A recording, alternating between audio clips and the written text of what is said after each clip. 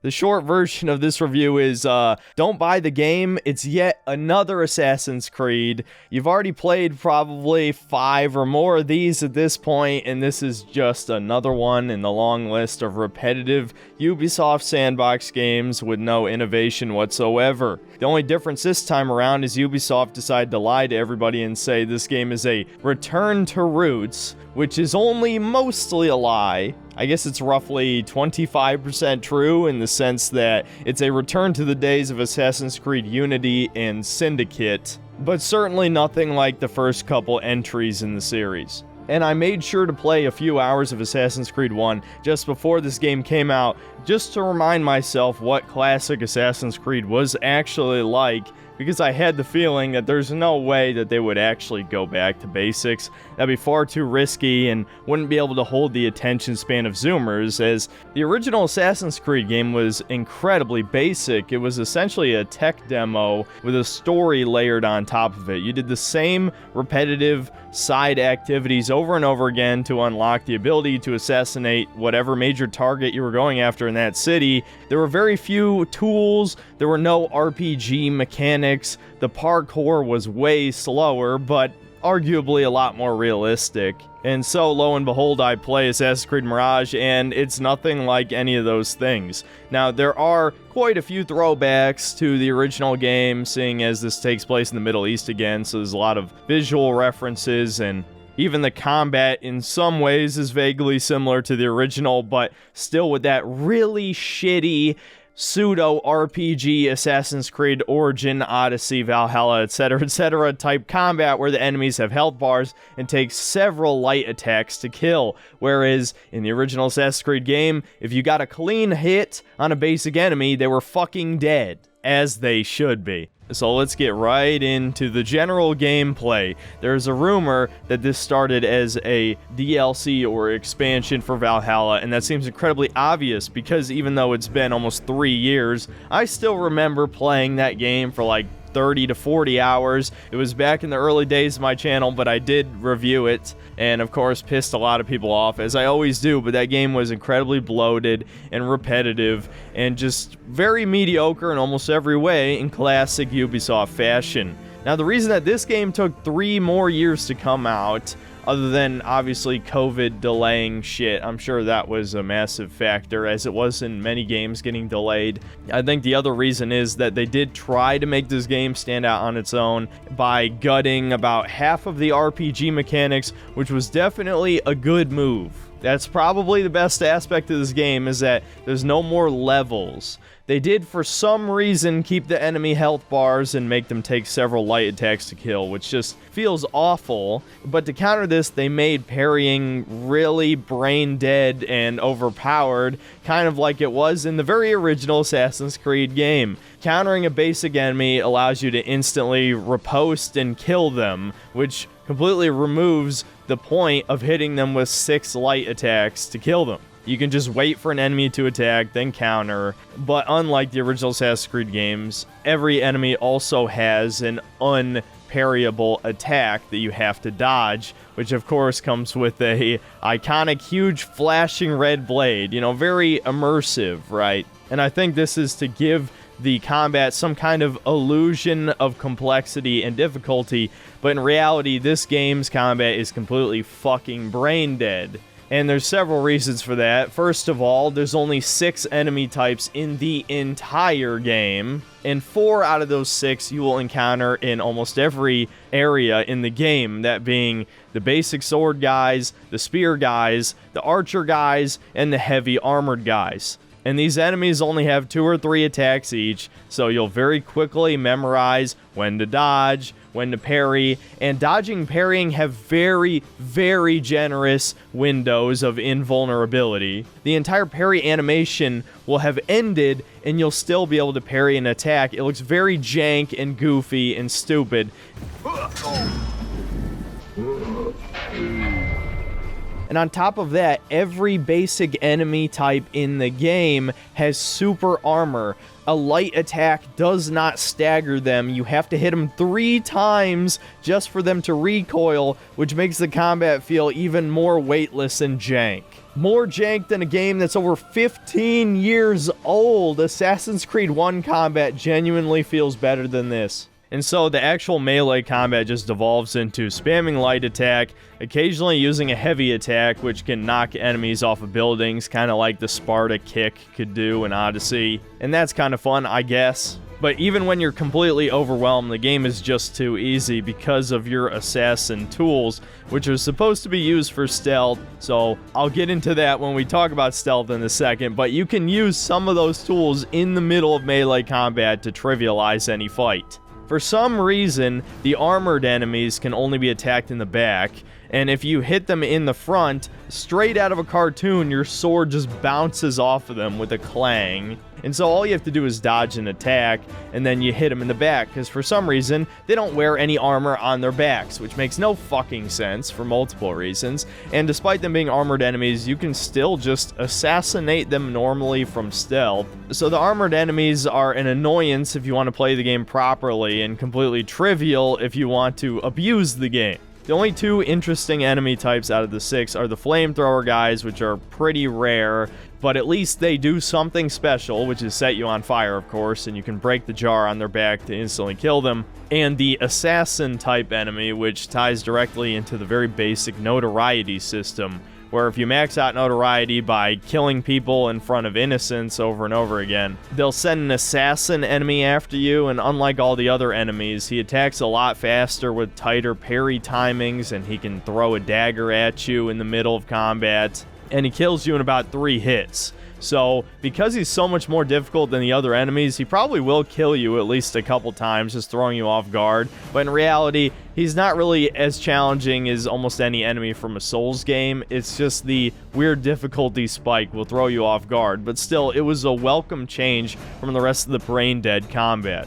And that's pretty much it for the combat. You're going to be fighting those same enemy types for the entire game. Honestly, you should just avoid getting into combat whenever possible because it's so boring and brain dead.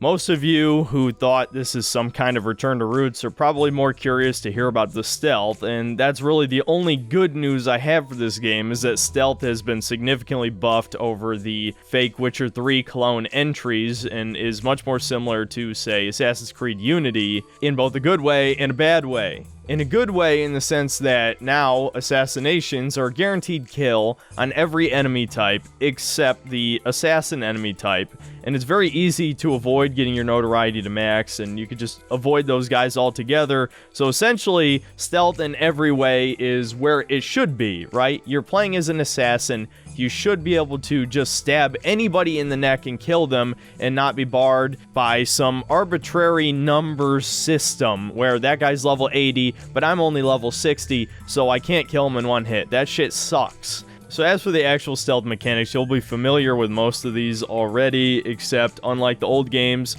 having the low-profile, high-profile system where the equivalent to crouching was just walking slowly, which actually makes a lot more sense logically. But I guess because gamers are used to crouching equal quiet, this is yet another game where you have the crouch mode, and a walking mode, and a running mode, and a jumping mode. There's too many different movement modes in these games. I've never liked that shit, nor do I like the parkour for that matter, considering it's pretty much completely automated. So yes, you can crouch to be quiet, you can assassinate from several different positions again, like from behind cover or on a ledge, though the ledge assassination seems a lot more difficult to actually pull off, maybe because enemies don't really stand near ledges that much. Obviously, you can assassinate from above, you can assassinate while running, you can assassinate even after you've been discovered for a good 2 seconds, so you can actually just straight up run up to some enemies and hit R1 and instantly kill them. It's that brain dead, guys. And we haven't even taken into account your tools, which are so absurdly broken that this game could be completed by a toddler, I'm convinced. First of all, we've got your throwing knives, which are no doubt the most fun tool in the game because you can actually just aim and throw them, so it felt like I was actually doing something, though there is super heavy auto aim on these to the point where once you unlock the charge throw, once you start charging up your throw, you literally can't move your icon off the target. So it's basically aimbot. And because Ubisoft AI is so brain dead, you can throw a knife in someone's head and the guy right next to him will just kind of stare at him awkwardly, allowing you to easily assassinate that other guy with little trouble. Later, you unlock double assassinations, kind of like Far Cry, where you can kill one guy, then throw a knife to kill a second guy. And that's really only the tip of the iceberg. It only gets worse from here. But the worst offender of all is the smoke bomb. Now, this is not the first time that a smoke bomb has been overpowered in an Assassin's Creed game. It's probably the third or fourth time that it has. But for some reason, Ubisoft is so fucking stupid when it comes to balance. They think it's a good idea to have something that's supposed to be a defensive tool, an escape weapon, allow you to assassinate people for free, multiple at that, because once you get the duration upgrade, it lasts like 10 seconds. So you can get like 4 free assassinations in the middle of combat by just throwing a smoke bomb at your feet and spamming R1 a bunch of times. It looks fucking horrendous, man. This game is baby easy journalist difficulty, dude. And look, if you're the type of guy who wants to play a game where it's essentially God mode, this game is still kind of fun. I'm not gonna lie to you and say that the combat being brain dead made me hate the game. Actually, I'm completely fine with killing all these people with little effort, as long as there's some kind of progression. And there is a skill tree, but it's fucking horrible, dude. The left and middle skill trees is so much better than the one on the right that you can just gun for all the good abilities in the first 5 or 6 hours of the game, and then you never really become more powerful than that, because the skill trees are also front-loaded in that the last 3 perks on each tree are actually weaker than the first half of the tree, which makes no fucking sense at all. And speaking of skill trees, let's talk about the magic superpower you have to teleport to people and kill them for free.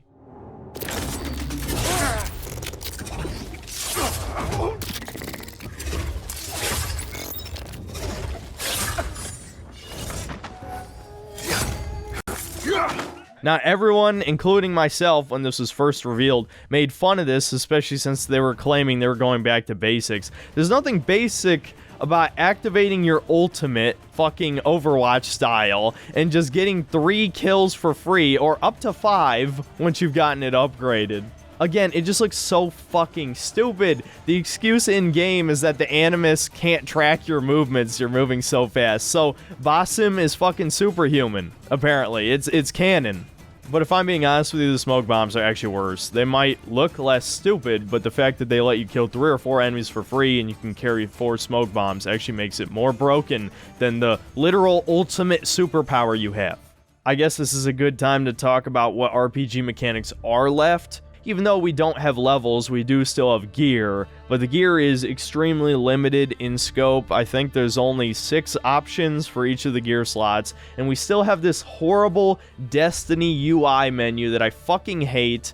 People didn't even really like Destiny, at least the vast majority of people didn't, so why did every game copy off of this shitty menu that looks terrible with this little floating cursor? It feels awful, it's too slow, it just looks bad in general, and yet every game decided to copy off of this shit, especially like the looty shooty games. But anyway, to the gear barely makes a difference, honestly. Most of the starter equipment is actually the best equipment in the game, which is bizarre. I don't know, the gear system just feels tacked on, or really just a leftover from Valhalla, because it serves very little purpose. You can upgrade your gear to do a little bit more damage, but even with maxed out sword and dagger damage, it still took 4 hits to kill a basic enemy instead of 6, so not really much of a progression.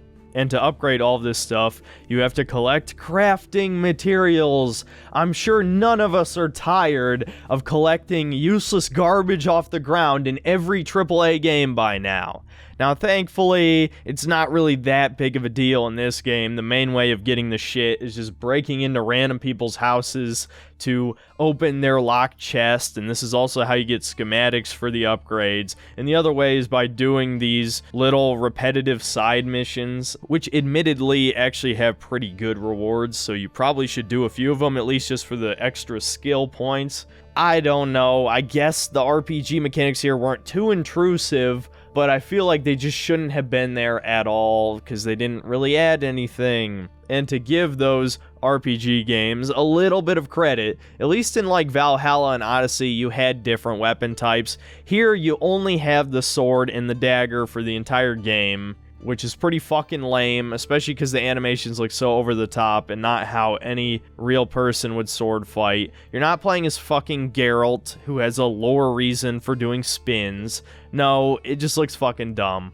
So yeah, I'd say the gameplay is certainly more close to the basics than any of the last 3 entries in the series, but it's still polluted by that general pseudo-RPG feel that the last 3 games had, because this essentially is just an expansion for Valhalla. And yeah, if you squint hard enough, it kind of plays like the old games in the sense that stealth is just more fun and honestly better than going loud straight into the middle of combat. But it's actually too easy. It's an overcorrection. There's way too many tools in this game to make stealth completely brain dead. And honestly, it's not even worth talking about the brain dead AI in detail. If you've played any Ubisoft game, and that's including their other game franchises like Far Cry or Watch Dogs, then you already know how dumb their AI is. No, it hasn't improved. Okay, enough about gameplay. What about the Sandbox? Well, if you've played a Ubisoft game, you already know what to expect here. Again, it's not worth really going into detail at all. There's still Ubisoft tower viewpoints that you've got to climb. Though, like I said, the climbing is even more brain dead, since you can't even kill yourself if you try. There's a bunch of forgettable side activities like breaking into people's houses and opening chests, or finding enigmas, or mysterious shards or whatever, and of course I never collected enough of those to do whatever quests they're leading toward. And there's also side quests, kind of like the RPGs, though there's far, far fewer of them. There's a lot more contracts, which I guess you could qualify as a side quest. Those are the ones I mentioned earlier that give you skill points and give you crafting components, so you should do a few of those, but they're pretty basic objectives, like following a guy, killing a guy in a fortress, searching a guy's room that you have to break into in a special way. That's pretty much it. And the city of Baghdad, or excuse me, Baghdad, is the only city in the game. I mean, there's a couple little towns outside of the area, but this map is the only map, which is fine, I guess. I didn't really have a problem with it. It's pretty big, but the city itself is just kind of a forgettable desert city. I don't know how Assassin's Creed 1 managed to have 3 much more memorable cities, despite them having far fewer content. Maybe because there weren't any distractions from the environment itself, like all these meaningless activities, that you could actually take in the city that you're in. But honestly, I'm the type of guy who doesn't really care about that stuff anyway. I don't like sandboxes, as I've said many times. This is just another generic one I didn't care for very much. Okay, what about the story? Well, it's another forgettable Assassin's Creed story. I don't know what to tell you. There's not that much to talk about. If you played Assassin's Creed Valhalla, you'll remember Basim was from the beginning of the game. And so, we get to play out his origin story. He starts off as a simple street rat like Aladdin, and he has a female girl boss friend who talks shit to him, of course, who also isn't wearing a head covering. And may I remind you, this takes place in the Middle East in the 9th century, and is the first of many woke elements surrounding women in this game. And as they break into some big place and go to steal some riches, they reach into a box, and Basim is haunted by nightmares of a genie. And the big bad guys of this game are Sargon and the skeptic community, and they kill this small little neighborhood that Basim lives in, and everyone dies except for his girl boss friend. And we didn't even know any of the other people, so this completely fails as emotional manipulation. And so Basim gets saved by the female master assassin, Roshan, which is a fucking man's name, and she looks like a man and has the voice of an 80-year-old chain-smoking woman. I won't let the past define me. This is why I now consider myself the daughter of no one. And you've heard this chick's voice before, especially if you've seen The Expanse like I have. She was the president of Earth in that show, which was very cringe. And so again, in the Middle East, in the 9th century, we have a female master assassin. My suspense of disbelief was like absolutely obliterated in the first hour of this game. And speaking of first hour, this is one of the worst tutorials in Assassin's Creed history. In the first hour and a half of the game, you don't even fucking get to engage in combat, like at all. It's basically just a series of linear walking sequences. You get to pickpocket a couple times and knock out a couple people. And then it's cutscene after cutscene after cutscene with terrible Marvel movie quippy writing.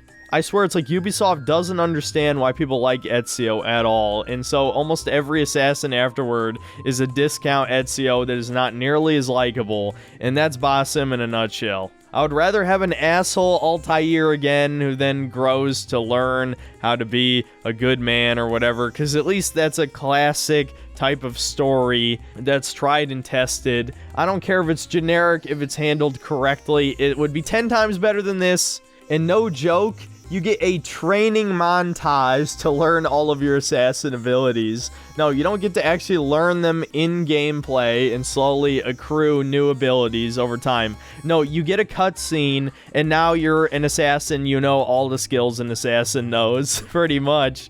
And all further abilities are just through the skill tree, which has no connection to the story. There's no, like, in-game explanation how you learn all this other shit. Nope. And so I had a hard time paying attention at this point because the story was so boring. But I guess it's supposed to be simultaneously a revenge plot since Sargon killed all your buddies, but also it turns out he just so happens to be a member of the Order, which is a whole other side complaint. They don't even call the Assassins and the Templars Assassins and Templars. No, they're the Hidden Ones and the Order. And I'm pretty sure this is not the first time that they're called this. I'm assuming Assassin's Creed Origins came up with this, but it's so fucking lame. You're clearly an assassin. That's what you fucking do for a living. You kill hundreds of innocent guards over the course of this game. There's no way all those guards were evil. They probably had families, and they're just paid a fucking pittance to stand around and make sure people don't go where they're supposed to go. And it's completely morally fine to kill all of those people because you're a hidden one. No. The assassins in Assassin's Creed 1 weren't even great people. Your master turns out to be the villain. Spoilers for a 15-year-old game there. No, now we are the goody two-shoes guys, and the Templars are the Order, which is the most generic fucking evil name ever. Just call them the Empire and call yourselves the Rebels. I mean, goddamn, what a joke. And so yeah, the grand quest of the game just becomes kill Sargon in the skeptic community before they make their YouTube channels. Well, that might as well be the plot. Again, I wasn't really paying attention. None of your buddies are likable, and the villains are also pretty unlikable because you basically just jump between killing all of these important targets, and you only get to know them for 5 minutes before you kill them. And a bunch of them are women, by the way. Again, in the Middle East in the 9th century, we have these powerful women that are part of the Order, because apparently even the villains are not sexist, guys. You can try to control the world and, slaughter untold amounts of people in your domination, but at least they're not sexist, guys, and they're not racist either. Even in the Middle East, Baghdad has to be diverse, because no, it's not just Middle Eastern people here. There's a bunch of Indians, Pakistanis, whatever. There's a bunch of sub-Saharan Africans. There's some Asians, but I don't think I saw a single white guy ever. Your Asian buddy who you meet at some point mentions there being a Greek merchant, but I don't think I ever spoke to him. Nobody looked Greek in the game, I could tell you that. So according to Ubisoft, every country in the world in the past is just like the United States, a fucking beautiful melting pot, because having a homogenous country is racist. So yeah, like I said, wasn't paying attention to the story. There's a bunch of boss bitches in the fucking Middle East, so you really think I was gonna care about this story? Hell fucking no, dude.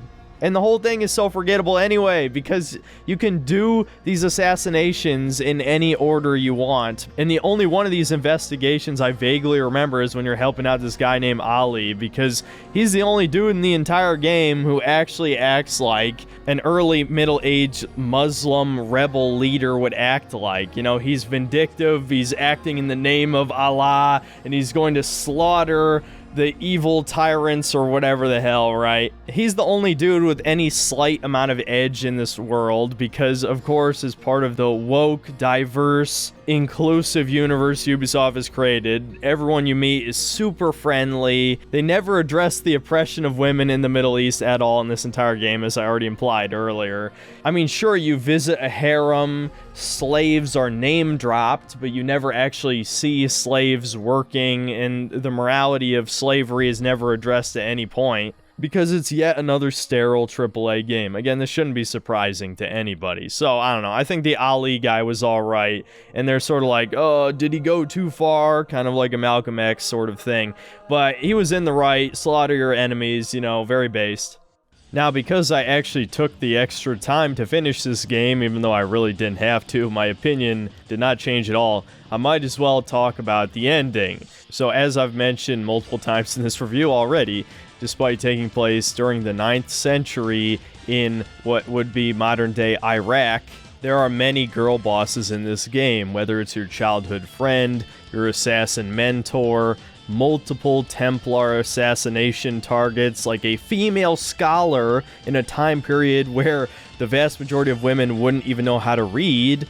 And of course, as you come to the big climax of this investigation, you've taken out all of the Order underlings, it's finally revealed that the leader of the Order in Baghdad is a woman, of course. And guess what? You don't even get the pleasure of killing her yourself. No, in a very cliche fashion, she tells you that Basim has magical blood, which, you know, if you know Assassin's Creed lore, basically means he's connected to the ancient humans, or maybe the ancient aliens. I'm not familiar enough with Assassin's Creed lore anymore, and they don't explain it in the story. Point is, only his blood can open the gate to one of those futuristic alien places that, of course, is at the assassin's home base. And so your mentor Roshan kills the leader of the Order and tells you that she'll kill you if you try and find the ancient alien place. Of course, Basim doesn't listen,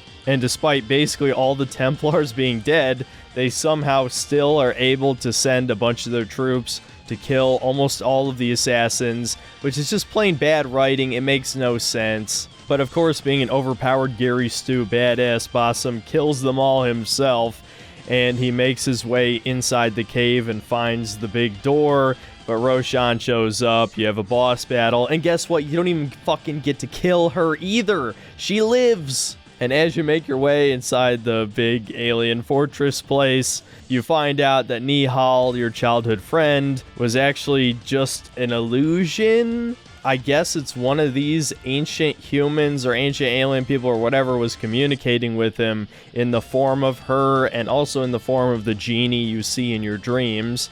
And they combine consciousnesses somehow, and then you become a completely different person, which is shown in the epilogue by your eagle buddy no longer recognizing Basim and scratches him in the face, which I guess means that one of these immortal ancient human people is now roaming the earth, I guess. I never finished Valhalla, so I'm not even sure what the implications of this is, and I honestly didn't care. The story fucking sucked. This might be the worst ending out of any of the Assassin's Creed games I've actually finished. It didn't really feel like anything was actually accomplished. So, in conclusion, should you buy the game? Fuck no. Of course not. I guess the real question is it worth subscribing to Ubisoft Plus for a month?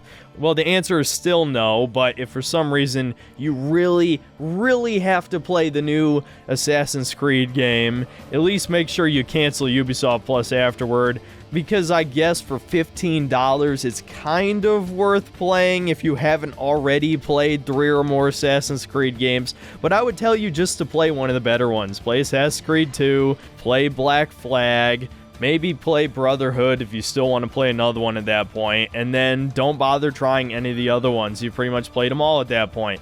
And I don't like any of these pseudo RPG Witcher 3 clone ones. I don't understand why people like them. They're so fucking repetitive, such a waste of time. Odyssey is not a good game. I don't care what anybody says. And Valhalla is even worse. Mirage is actually slightly better than those games because at least it doesn't have the terrible leveling system, and the skill trees have been simplified, and there's no leveled loot or any random loot at all for that matter. And you actually get to feel like an assassin again in Assassin's Creed, even though it's completely brain dead and easy. Seriously, this game is not worth anybody else's time. It's another generic Assassin's Creed game. Big shock. I hope Ubisoft dies. They honestly represent almost everything wrong with this industry, putting microtransactions in single-player games, sterilizing said games, putting woke shit in, of course, because that's the popular thing to do now, and Mirage still has pretty much all of those problems. So that's about it. See you next time, guys.